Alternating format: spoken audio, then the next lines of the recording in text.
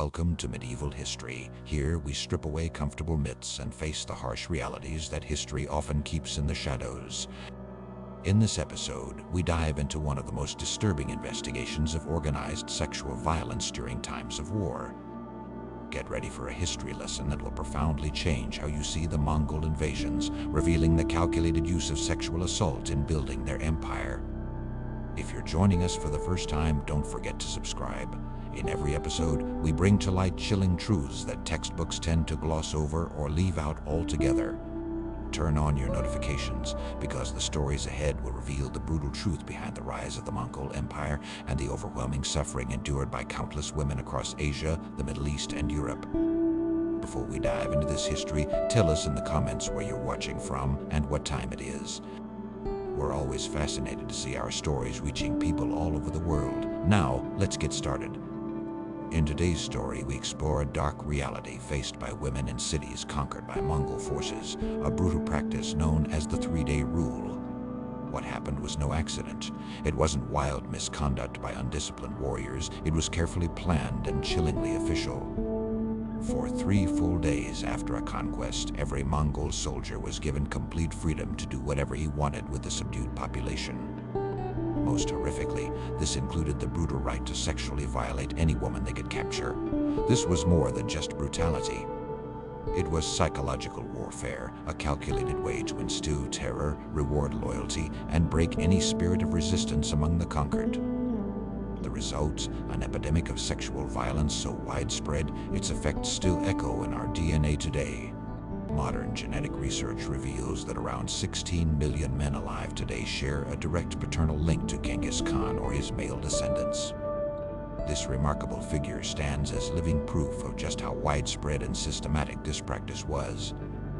Importantly, these accounts don't come from just one culture or a single viewpoint. Voices from all over the world echo the same grim reality. Persian scholars like Juvayni and Rashid Chinese scribes who witnessed the invasions firsthand, European travelers such as Giovanni da Pian Carpine and William of Rubruck, and writers from Armenia, Russia, and the Arab world all describe the same horror. The Mongols conquered, slaughtered, and then imposed 3 days of state-sanctioned sexual violence city after city. Today, advanced genetic research backs up the accounts left by witnesses. The bloodlines of millions still hold the genetic imprint of the Mongol elite. It's a stark biological reminder of just how central sexual violence was to the empire's machinery of war. But why was this so important to Mongol strategy? At the height of their power in the 13th century, the Mongol Empire stretched from Eastern Europe all the way to the distant Pacific. Despite this vast reach, Mongol armies were often outnumbered by those they faced in battle. The secret behind Mongol dominance was their lightning-fast tactics, strict discipline, and maybe most chilling of all, their relentless use of fear as a weapon. For those they conquered, the law was brutally simple: surrender and be spared, or resist and face total destruction. Sexual violence wasn't just a side effect, it was a deliberate part of their strategy to instill terror. Once a city fell, what came next became routine. The defenders were separated from the rest and executed without hesitation. The remaining civilians, mostly women, children, and the elderly, were driven from their homes and gathered outside the city's edge. Here, the Mongol leaders selected skilled artisans and the most attractive women for themselves. The craftsmen were forced into lives of servitude, while the women were either given to officers or sent back to Mongolia as prisoners. As for everyone else, they were left at the mercy of the soldiers, who were given 3 days to do as they wished, spreading terror and chaos. If hearing this sends a chill down your spine, remember we're just beginning to uncover the true scale of these horrors.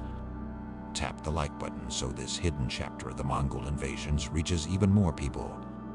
Share this video with anyone who still sees Genghis Khan as only a strategic genius.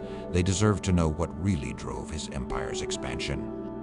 The so-called 3-day rule wasn't chaos. It was a system enforced with ruthless precision. It wasn't a breakdown. It was an incentive, a terrifying reward for the troops. With victory came a simple promise: do as you please. Loot freely, kill without restraint, commit sexual violence against any woman unlucky enough to remain. This cruel scheme fueled a hunger in the ranks: fight harder, conquer faster, and take your savage prize. For the women left behind, those 3 days brought unimaginable torment. Soldiers went from house to house, seizing women and girls without mercy. Age, beauty, or innocence, none of it mattered. The very young, the elderly, no one was spared. This brutality was not about desire. It was a deliberate assertion of dominance, used as a weapon to degrade and break the human spirit. These violations took place out in the open, on streets, in courtyards, and in busy public spaces, often right in front of family members. This visibility was no accident.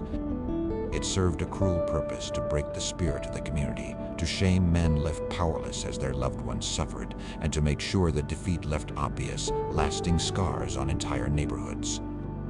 The cruelty went even deeper. Some women were assaulted by 5, 10, or even more men again and again. For some, the abuse led directly to death caused by internal injuries, trauma, or untreated infections. Others survived but carried wounds that lasted a lifetime, both visible and invisible. Their memories, haunting them, never let go. Even after the sanctioned 3 days had passed, the pain didn't simply disappear. The cruelty followed the structure of the military hierarchy. Mongol commanders and senior officers chose their victims first, often taking the most desired women. For those chosen, there was no safety, no mercy, just a different face to their suffering. These women were treated as property, forced to endure captivity as sexual slaves for months or even years. Forced to labor in Mongol camps, or dragged across continents from one conflict to another, their freedom was taken away. If a woman gave birth, her child was claimed by the Mongols, cut off from heritage, culture, and family. These births weren't just random tragedies. They were part of a larger strategy, a calculated tool of imperial expansion. Every child born to a Mongol father was woven into the fabric of the empire, strengthening its hold not just through violence but through inheritance. This policy of forced assimilation is why, even today, 16 million men bear the genetic legacy of Genghis Khan. Every living descendant carries another story, a silent testament to the immense suffering endured by countless women during this violent era. But the nightmare didn't end after the first 3 days. Sexual exploitation continued, becoming a part of daily military life, though under stricter control. Women became chattel, traded among soldiers, or bartered as commodities within the army's power structure. A woman taken captive in Persia might find herself sold to an official thousands of miles away in China, forever torn from everything she once knew. Their captors stripped them not only of their freedom, but of their names and their sense of belonging. Torn from their loved ones and forced into sexual servitude, these women were passed from one Mongol master to the next. They embodied the devastation left behind by the Mongols. This playbook of destruction unfolded again and again across countless cities.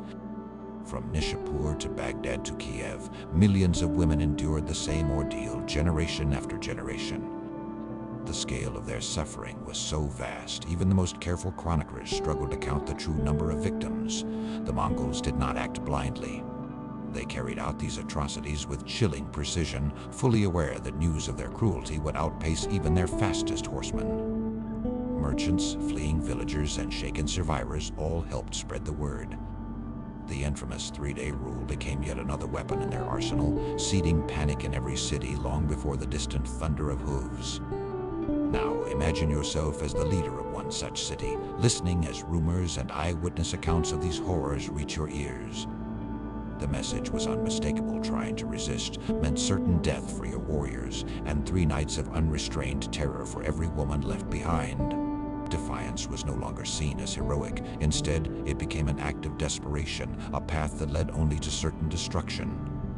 This was exactly the psychological control the Mongols wanted. Now let's look at 2 devastating moments when the notorious 3-day rule was enforced with ruthless power: Nishapur and Baghdad. Both cities, once alive with knowledge, culture, and prosperity, were reduced to ruins and suffering. Of all the tragedies brought about by the Mongol invasions, none stands out more starkly than the fall of Nishapur. In 1221, this remarkable Persian city suffered revenge on a scale almost unmatched in world history. Nishapur was not just an isolated fortress lost to legend.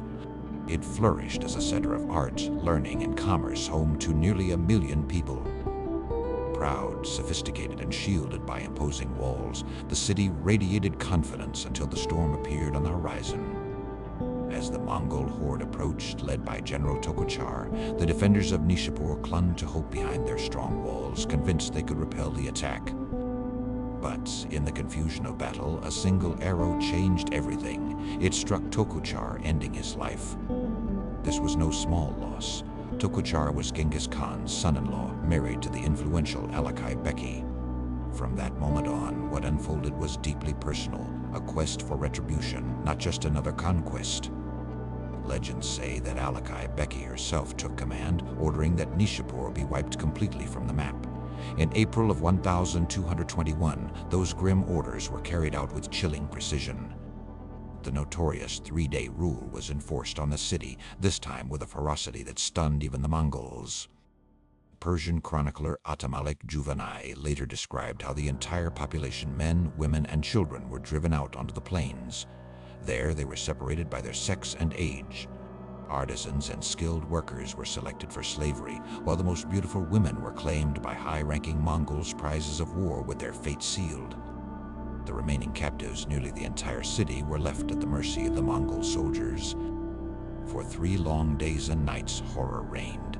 Tens of thousands of women and girls endured organized, brutal assaults. The soldiers didn't just have approval, they had explicit orders to commit any cruelty they chose. This wasn't random chaos, it was deliberate, relentless, and witnessed by all. When those days of terror ended, most survivors faced execution.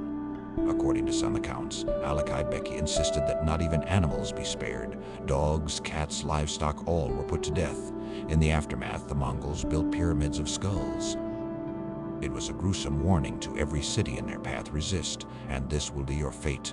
But the destruction did not end with lives. Flames swept through homes, temples, and even libraries, consuming centuries of wisdom. Rivers were redirected to erase any trace of ruins that remained. Decades later, travelers still describe skeletal remains scattered across the plains, silent witnesses to the horrors that had taken place. Although Nishapur would one day rise from the ashes, it would never regain the splendor it once had. Persia's cultural soul was extinguished, and the aftershocks reached far beyond the shattered boundaries of Nishapur. The surviving women, after 3 days of terror, were taken as slaves and scattered throughout the vast Mongol Empire. Some were sent to Central Asia, others as far as China or the distant Mongol heartland. None ever returned home. For those who managed to escape or avoid capture, a different devastation awaited their homeland destroyed, loved ones lost, entire communities erased. This was the mark of Mongol conquest, a warning carved in blood and silence. Resistance didn't just mean death. It threatened to erase your history, your lineage, and even your memory. Now let's turn to a different calamity, one that sent shockwaves across continents. The fall of Baghdad in 1258 changed the world. At the time, Baghdad was more than just a city. It was the heart of civilization, the capital of the Abbasid Caliphate. Here, learning, art, and scientific discovery thrived. Over 1 million people called Baghdad home. Under Caliph al-Mustasim, the city stood as a shining beacon of medieval enlightenment. When Hulagu Khan, the grandson of the infamous Genghis Khan, arrived at the gates of Baghdad, he demanded that the city surrender. The caliph, perhaps relying on the strength of Baghdad's mighty walls and the city's revered past, refused. It was a disastrous mistake. In January 1258, Mongol forces surrounded Baghdad and, with skilled Chinese siege engineers by their side, launched a relentless barrage of catapults and flaming projectiles. The city's defenses collapsed in less than 2 weeks. Only then did the caliph finally attempt to negotiate. But by resisting, he had sealed Baghdad's fate. The dreaded 3-day rule would soon begin. Following a chillingly familiar pattern, the Mongols forced entire populations from their homes, just as they had in Nishapur. Men were rounded up and systematically killed in groups.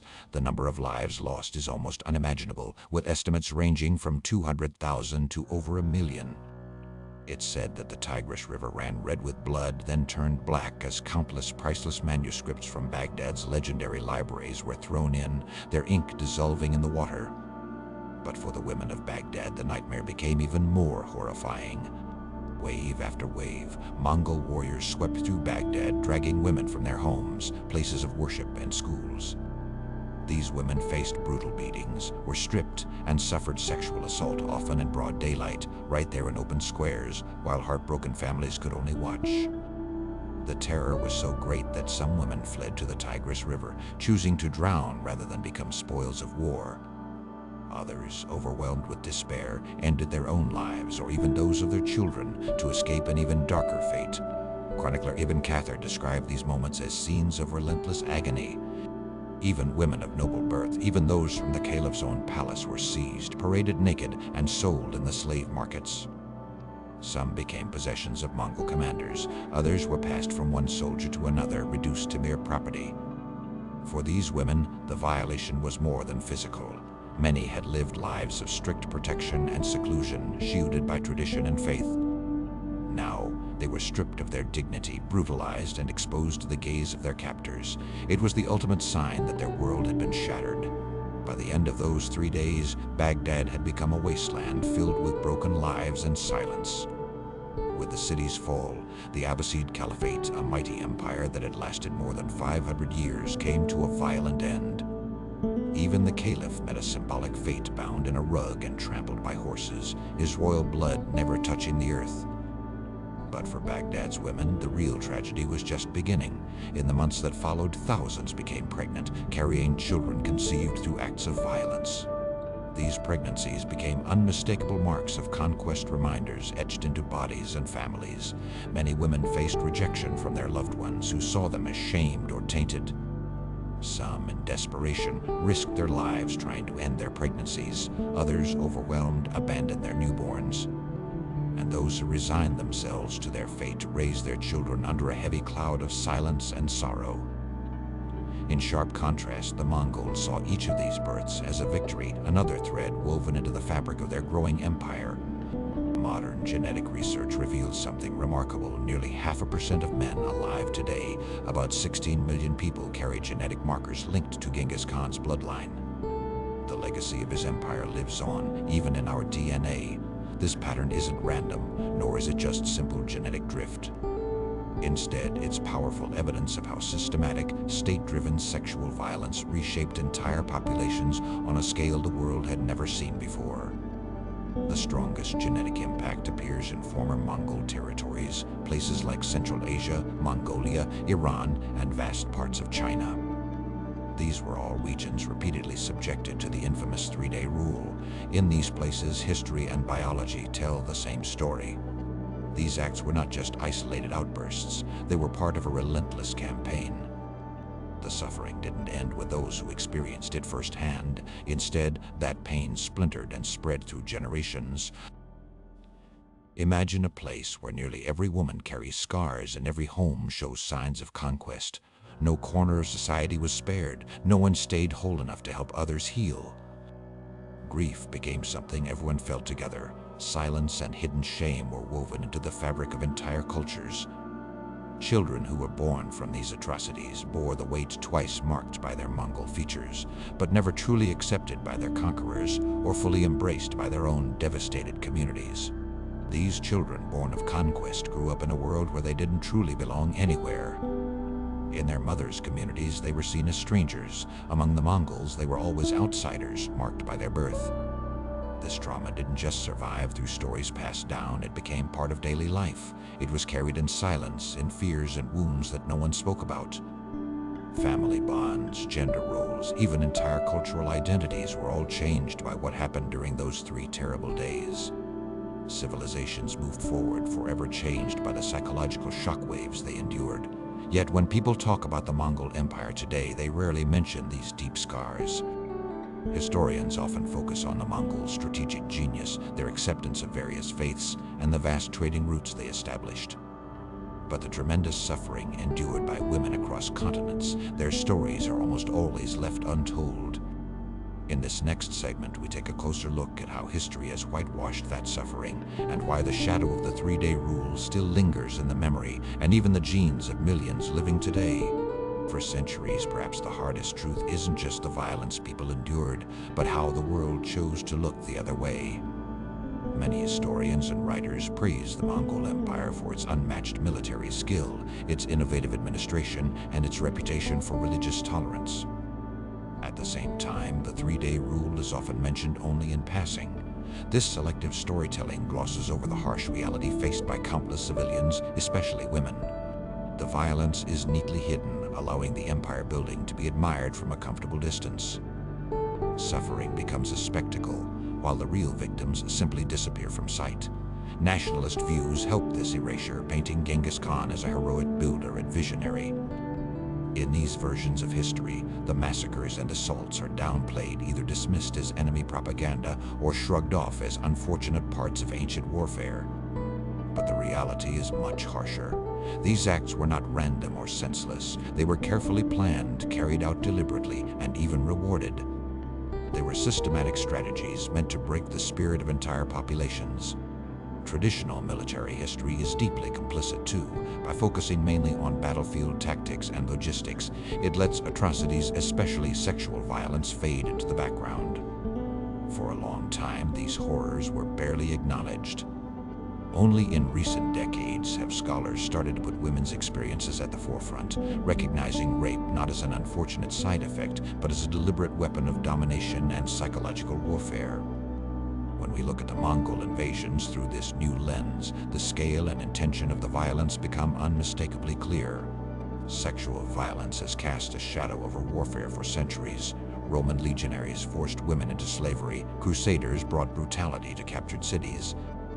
Wars throughout history have left devastation in their wake, but the Mongol three-day rule stands apart.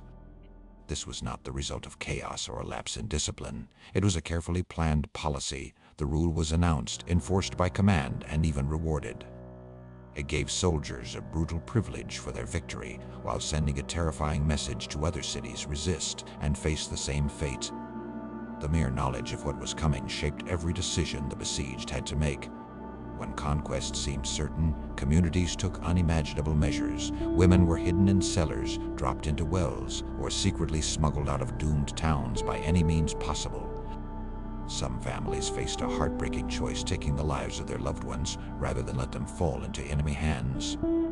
At times, women fought on the city walls or made suicide pacts, determined to resist the fate promised by the three-day rule.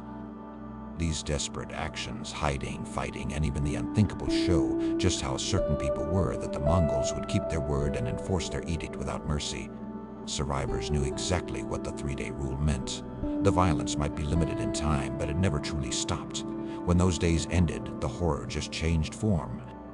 Women who weren't claimed by commanders or spared from immediate death became human currency.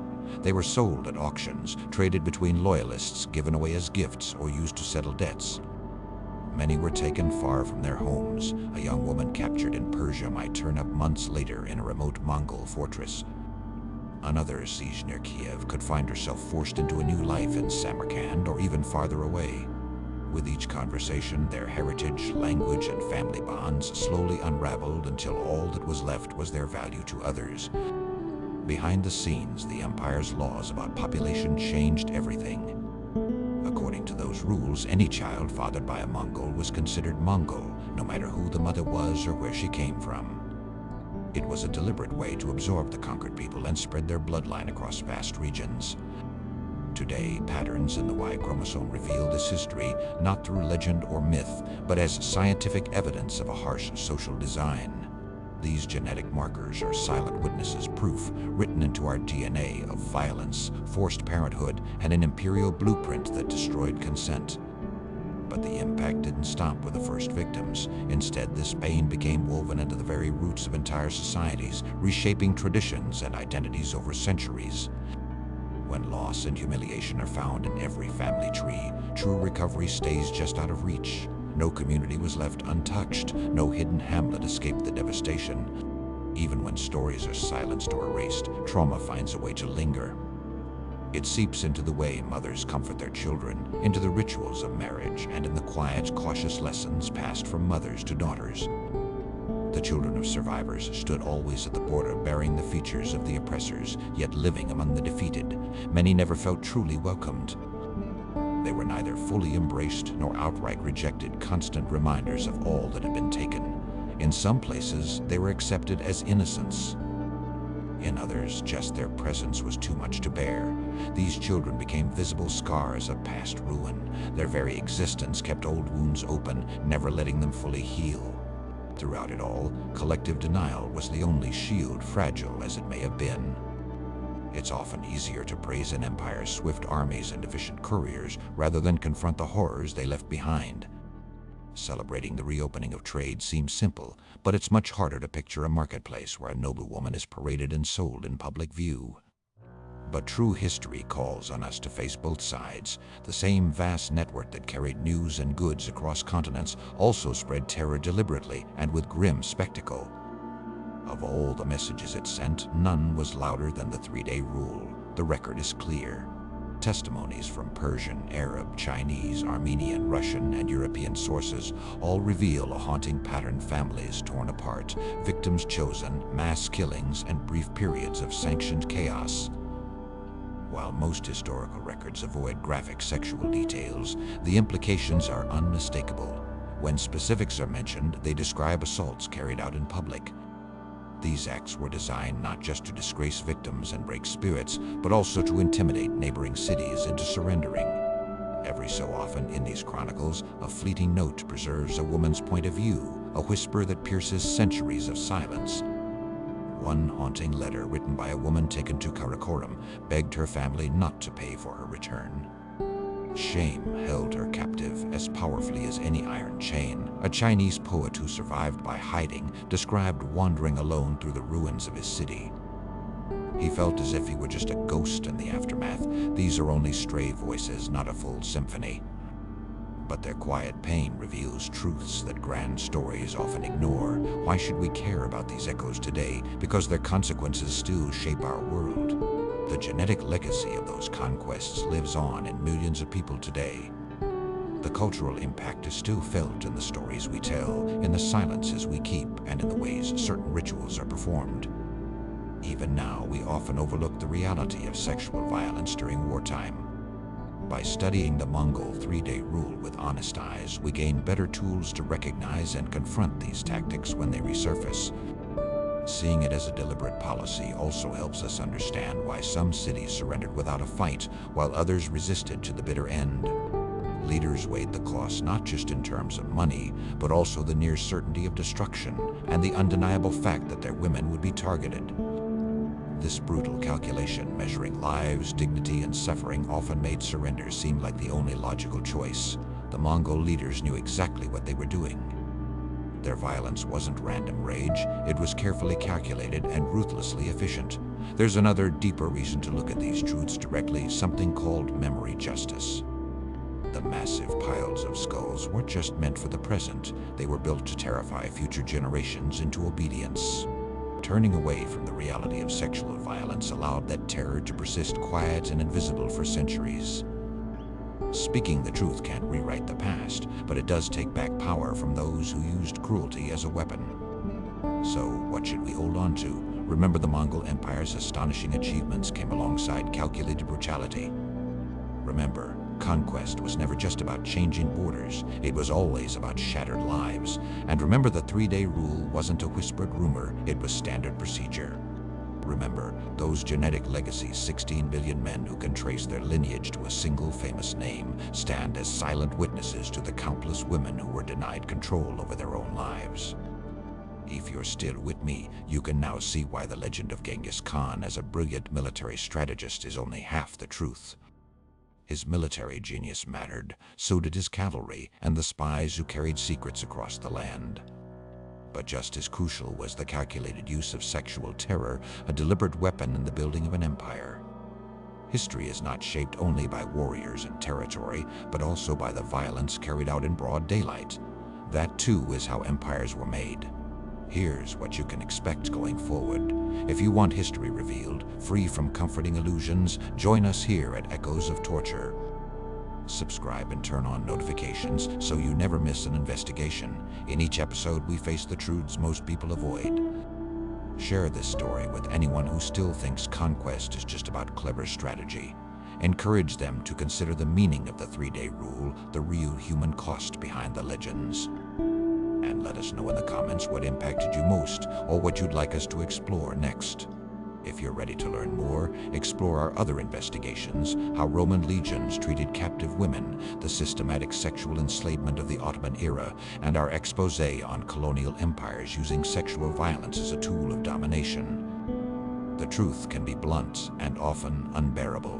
Wherever armies have marched, civilians have suffered the cost, with sexual violence serving as one of history's cruelest weapons. Our responsibility is clear. Acknowledge this reality, name it without hesitation, and resist the temptation to let it be forgotten.